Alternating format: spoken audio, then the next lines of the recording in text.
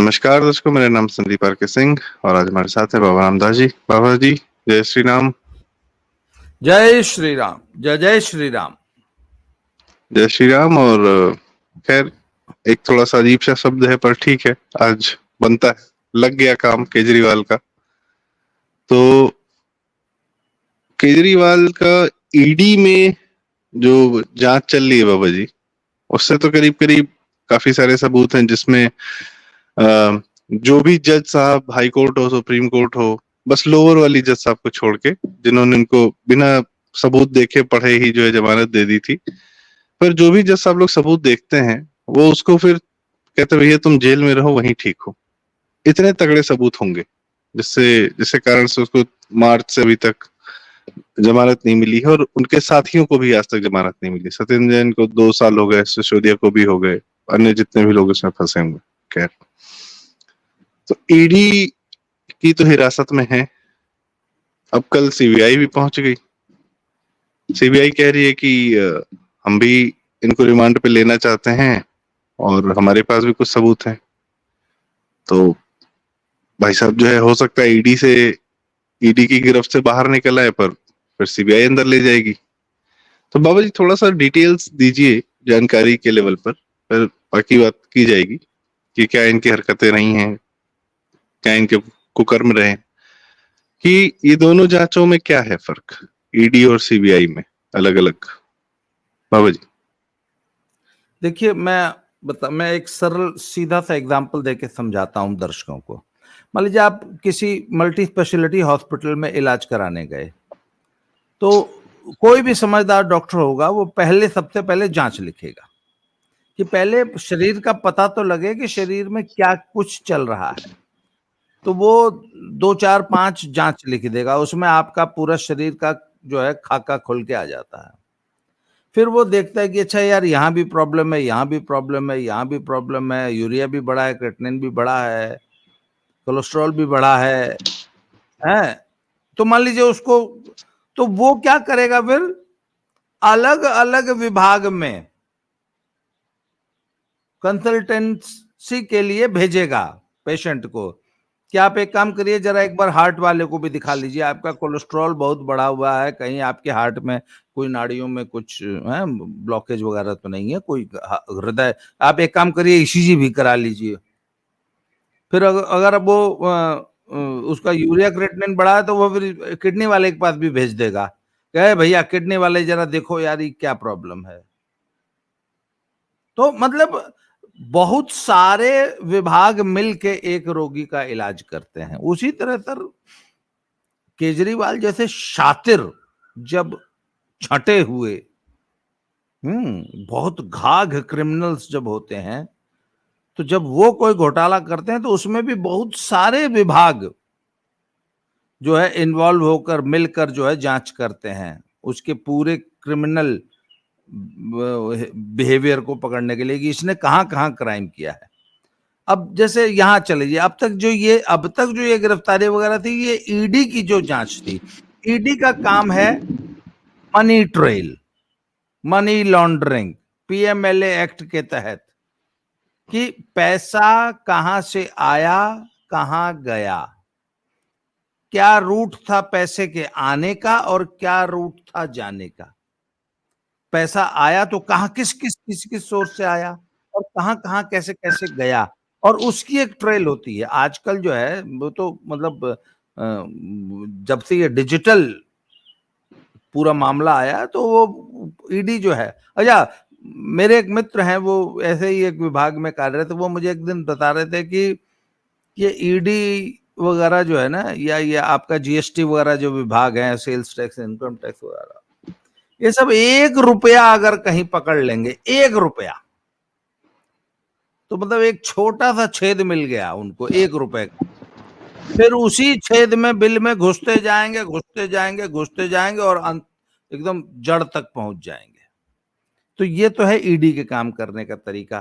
तो अब तक जो ये हिरासत और ये जो जेल में इसको बंद कर रखा था, ये ईडी ने कर रखा था। वो सिर्फ पैसा कहां से आया कहां गया इसकी जांच, उसमें मनी लॉन्ड्रिंग कितनी हुई, विदेशों में कितना निवेश कर दिया गया, कितने का क्रिप्टो खरीद लिया गया, बिटकॉइन खरीद लिया गया, ये सब वो जांच रही है। अब आती है सीबीआई, वो इस पूरे घोटाले का क्रिमिनल एस्पेक्ट जो है, कि जो एक्साइज पॉलिसी बनाने में आम आदमी पार्टी ने, केजरीवाल ने क्या क्या क्राइम्स किए, कौन कौन उस क्राइम में इन्वॉल्व था, जो पॉलिसी बनाई गई उसमें कौन से ऑपरेटर्स इन्वॉल्व थे, कौन से नेता इन्वॉल्व थे, कौन से अफसर इन्वॉल्व थे, कौन कौन सी शराब बनाने वाली कंपनियां इन्वॉल्व थी, कौन सी शराब बेचने वाली कंपनियां इन्वॉल्व थी, कौन सी डिस्ट्रीब्यूशन में इन्वॉल्व थी, हैं, होलसेलर्स कौन थे, रिटेलर्स कौन थे, पैसा कहां से आता था, कहां जाता था, पैसा पहले ही एडवांस दे दिया गया तब पॉलिसी बनी, किस लॉबी ने पैसा खर्चा, कितना पैसा था। तो लोग तो बता रहे हैं कि ये कई हजार करोड़ का घोटाला है, जबकि ईडी तो जांच कर रही है 300 कुछ करोड़ की। जो एक्चुअल जो घोटाला है, और उससे जो आगे जुड़े हुए भी तो बहुत सारे घोटाले हैं ना, एक घोटाला कई अन्य घोटालों को जन्म देता है। तो वोट कहते हैं जो टोटल है वो 3,000 करोड़ से ऊपर का घोटाला है, ईडी सिर्फ 350 करोड़ पे अभी पहुंची है। तो सीबीआई वो जांच कर रही है। तो कल रात को तिहाड़ जेल में सीबीआई पहुंची और इसको तिहाड़ जेल में ही अरेस्ट किया। अब दर्शकों को ये बात है कि जो आदमी पहले से अरेस्टेड है उसको कैसे अरेस्ट करके क्या करेंगे। तो मान लीजिए एक बात बताइए, आप अस्पताल में भर्ती हैं, तो अब आपको रेफर कर दिया किडनी वाले के पास, तो किडनी विभाग से 2 आदमी आएंगे और आपको व्हीलचेयर पे बैठा के कहीं ले जाएंगे, आपकी जांच कराएंगे। फिर अगर ऑर्थोपेडिक्स वाले डिपार्टमेंट में भी कोई आपका केस, कुछ कहीं घुटने में दर्द है, तो ऑर्थोपेडिक्स वाले आएंगे, तो आपको व्हीलचेयर में बैठा के आपका एक्सरे एमआरआई कराएंगे। तो हर विभाग के अलग अलग लोग आएंगे अपने। तो जब जब ऑर्थोपेडिक्स वाले आ गए तो अब आप ऑर्थोपेडिक्स की कस्टडी में, कस्टडी मतलब उनके उसमें है, अब ऑर्थोपेडिक्स वाले आपको लेके जा रहे हैं, एक्सरे करा रहे हैं, एमआरआई कराया, फिर वापस आपको सौंप दिया आपके वार्ड में बेड पे। तो सेम यही चल रहा है। अब इन्होंने तिहाड़ में इसको कल रात को अरेस्ट कर लिया, अभी रात को तिहाड़ में ही रहा होगा, आज इसको कोर्ट में पेश किया जाएगा। तो कोर्ट से सीबीआई मांगेगी कि जी अब हमको इसको 14 दिन के लिए दे दीजिए, हमको इसको पूछताछ करनी है। तो अब वही फिर वहां पे बहस चलेगी कि 14 दिन काहे चाहिए, 10 दिन ले लो, 7 दिन ले लो। तो आमतौर पे 14 दिन मांगते हैं तो 7 दिन मिलती है, मान लीजिए 10 दिन मिलेगी। वो बोलेंगे जी बहुत बड़ा घोटाला है, इसमें तो इतने लोग इन्वॉल्व है, हाई है, वो दुनिया भर का बहस, बाकायदा रिमांड पे बहस होती है। फिर वो हफ्ता 10 दिन के उसको रिमांड मिल जाएगा, फिर उसको सीबीआई लेकर, मतलब तिहाड़ जेल से कलेक्ट करके अपने हेडक्वार्टर में, अपने इंटेरोगेशन रूम में लेके आएगी। शाम तक आज ये सीबीआई की हिरासत में, सीबीआई से पूछताछ के लिए पहुंच जाएंगे। तो ये प्रोसेस है। तो आज इनको कोर्ट में पेश किया जाएगा और अब ये अगले हफ्ता 10 दिन तक सीबीआई के मेहमान होंगे जी। तो सर सबसे अब जमानत मिले ना मिले, पूछताछ चलती रहे सब है, लेकिन सबसे ज्यादा मजा तो इनके वकीलों को आएगा सर। हर बार इनसे कहेंगे जा रहे हैं तुम्हारे लिए जमानत लेने, मिलेगी नहीं, पैसा लेकर हम मस्त लेंगे लाखों रुपए। और अभी घोटालों की लाइन लगी हुई है इनके यहाँ, तो जल बोर्ड घोटाला है, शिक्षा घोटाला है, मोहल्ला क्लिनिक घोटाला है, कोई ऐसा घोटाला, अमानतुल्लाह खां अलग फंसा हुआ है वक्फ बोर्ड वाले में। तो ये तो एक बात बताइए सर, मतलब ये आदमी क्या कैरेक्टर है कि ये प्लेन झूठ, बेशर्मी वाला झूठ। अभी इनकी आतिशी मारलेना जी जो है अनशन पे बैठी थी, फिर अनशन खत्म हो गया तो संजय सिंह बोल रहा है आईसीयू में है इसलिए अनशन खत्म हो गया। मतलब वो बंदी कल जो है वो दे रही है, क्या नाम है, बाइट्स दे रही है, और आज जो आईसीयू में पहुंच गई 3 दिन का अनशन करके, वो भी 2-2 घंटे का अनशन था। ये क्या, ये सर ये पूरी जो आम आदमी पार्टी है, इसको आप कैसे देखते हैं? ये कल क्या बोलती है, आज का कोई उससे तारतम्य नहीं होता है इसका। ये आपस में एक दूसरे से कैसे कन्वर्सेशन करते होंगे, क्या बतियाते होंगे? सर वो सब ठीक है, मान लीजिए चलो आम आदमी पार्टी जो है सो है। बात ये नहीं कि आम आदमी पार्टी के भी फॉलोअर्स हैं, आम आदमी पार्टी के भी समर्थक हैं। आम आदमी, कुछ लोग इस देश में ऐसे हैं भी हैं जो ये मानते हैं, सीरियसली मानते हैं भाई, कि ये धरती की एकमात्र ईमानदार पार्टी है, ईमानदार लोग हैं और ये सचमुच उनकी समस्याएं हल कर सकते हैं। सर बस ये एक बात, मानने वाले भी लोग हैं। सर तो लोकतंत्र हमारे है जो गुरुजी थे, वो मार्केटिंग में दखल रखते थे। वो एक बात बताया करते थे हम्म, हम्म, कि there is a market for everything in this world.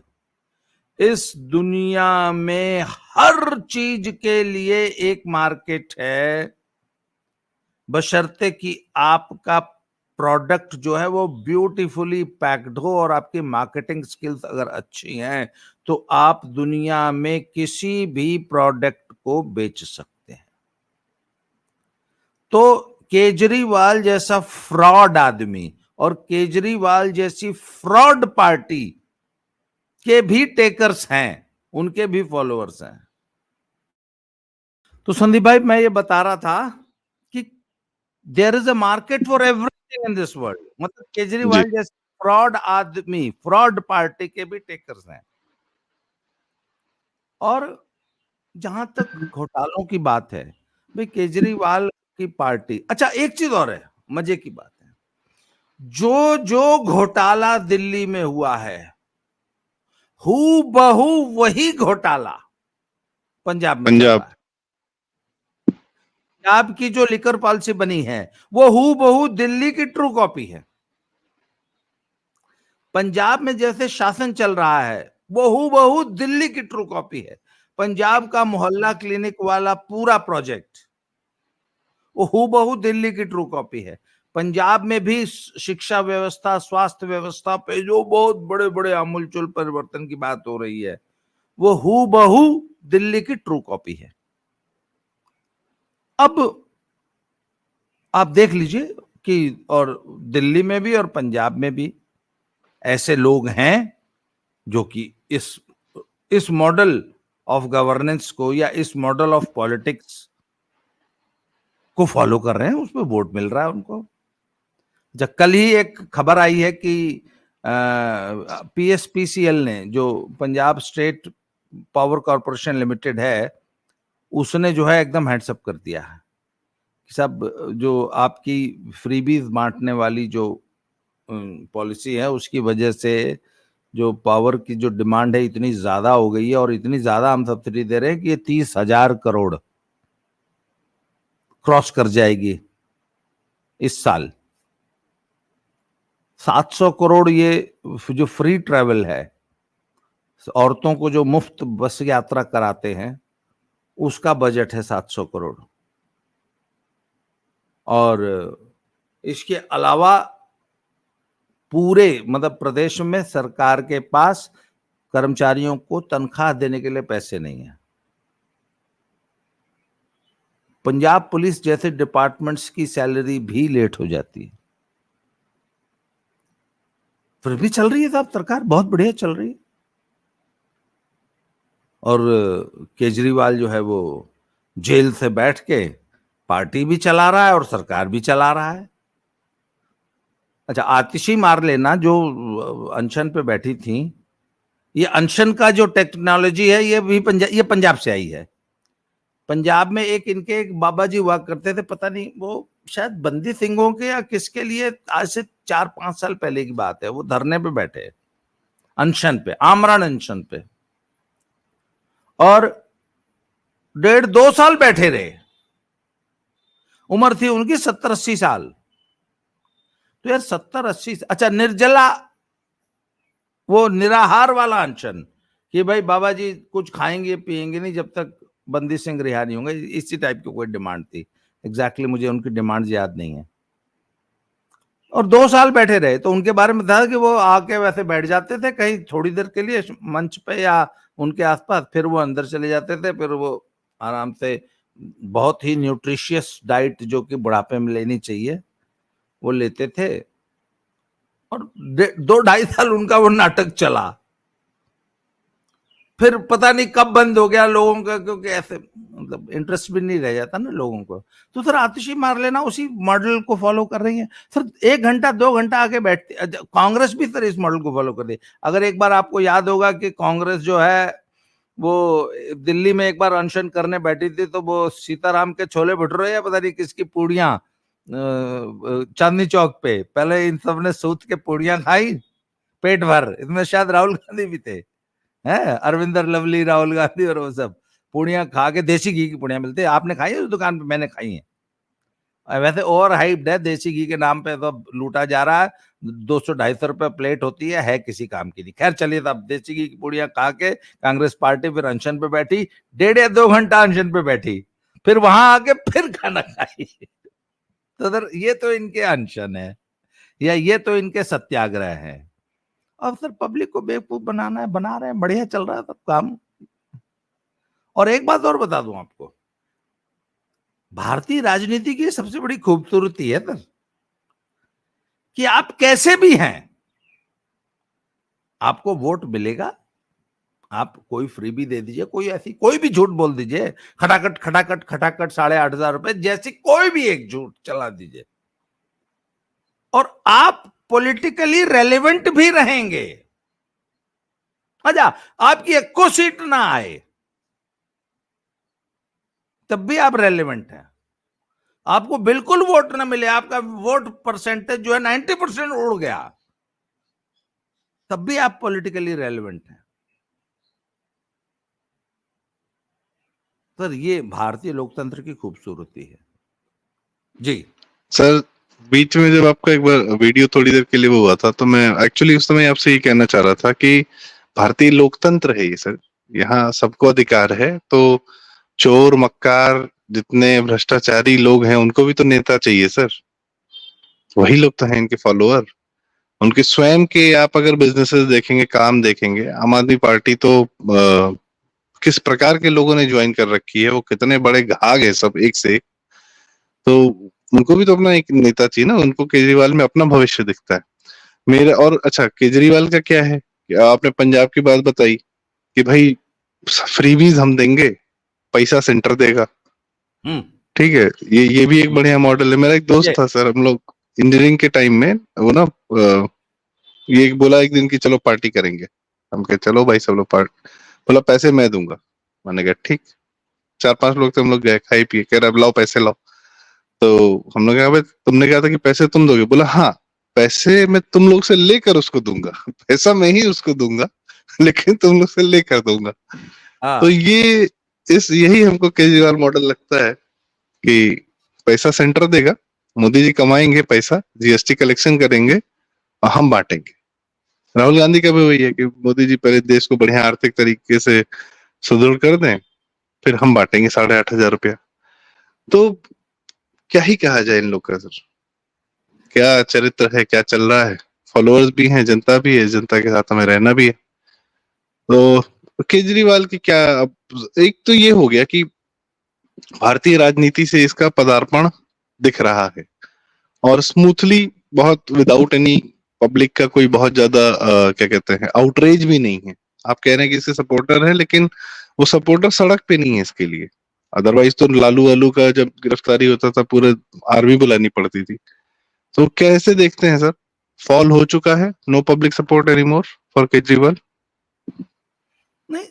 नहीं, मैं इतनी जल्दी केजरीवाल को सर खारिज नहीं करूंगा, क्योंकि अभी तक आप जो देख रहे हैं ना, ये लोकसभा में दिल्ली या जो जनता है दिल्ली या देश के अन्य हिस्सों में अलग तरीके से वोट करती है, परंतु विधानसभा में अलग करती है। केजरीवाल का जो असली टेस्ट होगा वो होगा दिल्ली के विधानसभा चुनाव में, कि अब ये नई कौन सी फ्रीबी बांटता है। अच्छा, एक चीज तय हो गई है, इस बार जो पंजाब में चुनाव हुआ है उससे पंजाब के सरकार को, आम आदमी पार्टी को एक बात समझ में आ गई कि आप कितनी भी फ्रीबी बांट दो, एक स्टेज ऐसी आएगी जब उस फ्रीबी का, उस मुफ्तखोरी का कोई महत्व नहीं रहेगा और पब्लिक आपको वोट नहीं देगी, जैसा कि इस लोकसभा चुनाव में पंजाब की जनता ने आम आदमी पार्टी को वोट नहीं दिया या कम दिया। वोट तो दिया है परंतु कम दिया है। 22 नहीं 26% वोट मिला है। 26% वोट आम आदमी पार्टी को मिला है, लगभग 26 ही परसेंट कांग्रेस को मिला है, परंतु ये 42% से घट के 26% हुआ है, क्योंकि विधानसभा में आम आदमी पार्टी को 42% से अधिक वोट मिला था। एग्जैक्ट फिगर मुझे याद नहीं है, मैंने अभी वो रेफर नहीं किया। तो वोट कम हुआ है, तो आम आदमी पार्टी को एक मैसेज मिल गया है कि उनकी लोकप्रियता बहुत तेजी से पंजाब में कम हुई है। अभी इन्होंने पीछे एक नाटक किया कि एक दिन बहुत तेजी दिखाई और जो है वो पुलिस की बहुत ज्यादा मूवमेंट दिखाई और एक दो दिन बहुत ज्यादा, फिर ठंडे होके बैठ गए हैं। तो आम आदमी पार्टी को जब तक दिल्ली में सपोर्ट मिलता रहेगा, पंजाब में तो नहीं मिलना है, अब ये तय है। क्यों? क्योंकि पंजाब की स्टोरी अलग है दिल्ली से। दिल्ली में आम आदमी पार्टी का बेस जो है वो झुग्गी झोपड़ी वाला जो इलाका है वहां है, और वहां पे पानी की इस बार बहुत भयानक किल्लत हुई है दिल्ली में, उससे इसका वोट बैंक काफी नाराज है इससे। पंजाब में जो है इसका जो वोटर रहा है वो खालिस्तानी रहा है, और इसका जो भी सपोर्ट बेस, इसको जो सपोर्ट आया, पैसा भी आया, वो तो हमने अपनी आंखों से देखा। हम बीसियों बार आपके साथ मैं डिस्कस कर चुका हूं कि कैसे पंजाब में आम आदमी पार्टी को पैदा करने में, बढ़ाने में, सपोर्ट करने में, इवन इनका इलेक्शन कैंपेन तक चलाने में किस प्रकार विदेश में बैठे हुए खालिस्तानी इनको फंड करते हैं, कैसे इनको जो है वो सपोर्ट करते हैं, कैसे इनका पूरा बकायदा इंग्लैंड अमेरिका में ऑफिस चलते थे सर, इनके लिए टेलीकॉलिंग करते थे वो। एक एक गांव में जो है गुरुद्वारों को निर्देश दिया जाता था कि ये करो, ये करो, ये अनाउंसमेंट करो, और वहां से देख, इस बार एक बात बताइए, इस बार जो अचानक से 3-4 सीटों पे हार्डकोर खालिस्तानी चुनाव लड़े, जिसमें से 2 जीत गए और 2 बहुत नजदीक मामला रहा जिनका, उनके लिए सपोर्ट कहां से जुटता है?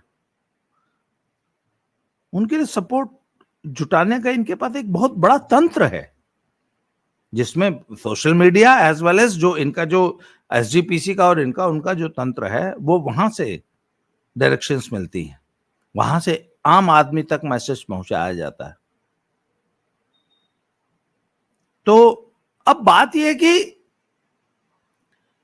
लोकसभा में तो सिर्फ चूंकि 13 ही कैंडिडेट खड़े करने होते हैं ना, विधानसभा में सिर्फ 117 कैंडिडेट खड़े करने हैं, तो 117 खालिस्तानी ये कहां से लाएंगे, और 117 खालिस्तानियों को कितना वोट मिलेगा, या हार्डकोर खालिस्तानी जो है इंग्लैंड अमेरिका में बैठे हुए जो खालिस्तानी हैं वो उनके लिए कितना सपोर्ट जुटा पाएंगे, ये देखने वाली बात है। तो उसके लिए इनको एक पॉलिटिकल पार्टी जिसकी पॉलिटिकली जो है एक्सेप्टेंस हो वो खड़ी करनी थी, तो वो कर दी। उसको हिंदुओं का भी सपोर्ट प्राप्त था। जो 42% वोट आम आदमी पार्टी को मिला था वो सिर्फ खालिस्तानी रेडिकल वोट नहीं था, उसमें बहुत सारा वोट हिंदुओं का था, क्योंकि इन्होंने कुछ ऐसे मुद्दे उठाए थे जैसे एजुकेशनल रिफॉर्म्स के लिए मोहल्ला क्लिनिक वाला मुद्दा था, या स्कूल जो स्कूलों एजुकेशन रिफॉर्म्स हैं ये सारे, फिर इन्होंने वादे किए थे कि ये नशे की समस्या को हल कर देंगे। तो इन सब चीजों ने हिंदू वोटर को भी अट्रैक्ट किया था, पर उसके बाद फिर जो अमृतपाल वाली जो जो अराजकता सड़कों पे हुई और वो सब कुछ हुआ, उससे हिंदू जनता बड़ी निराश है। तो अब मैं इसलिए कह रहा हूं कि मैं केजरीवाल को भी तुरंत खारिज नहीं करूंगा, पर केजरीवाल का डाउनफॉल बहुत तेजी से हो रहा है, और ये हो सकता है कि केजरीवाल की पूरी पार्टी और केजरीवाल खुद लंबे समय तक जेल में रहे। तो वो कैसे पार्टी को मैनेज करते हैं, क्या करते हैं, अब ये देखना होगा। जी नहीं सर, मैंने कुछ दोस्तों से बात हो रही थी, वो लोग दिल्ली में रहते हैं, तो कह रहे थे अरे इस बार नहीं बनेगा। मैंने कहा नहीं भाई, मुझे दिल्ली के लोगों पे पूरा भरोसा है कि उनको केजरीवाल पे पूरा भरोसा है। विधानसभा में जीतेंगे केजरीवाल, जरूर जीतेंगे जी। तो बाबा जी बहुत बहुत धन्यवाद आज समय देने के लिए, और आज ये सारी जानकारी जो है हमसे साझा करने के लिए, खासकर केजरीवाल पर जो लगातार नजर आप बनाए रहते हैं, आम आदमी पार्टी पर भी। और ये भी एक अच्छा सिनेरियो देखा हमने पिछले 10-12 साल में, एक नेता को टीवी ने परोसा और आज वो जब इतने कुकर्म कर चुके हैं कि अब उनको टीवी भी नहीं बचा पा रहा है। खैर आगे देखते हैं क्या होता है। बहुत बहुत धन्यवाद बाबा जी, और दर्शकों से रिक्वेस्ट, कृपया चैनल सब्सक्राइब करें, वीडियो लाइक करें, शेयर करें। Thank you so much. नमस्कार।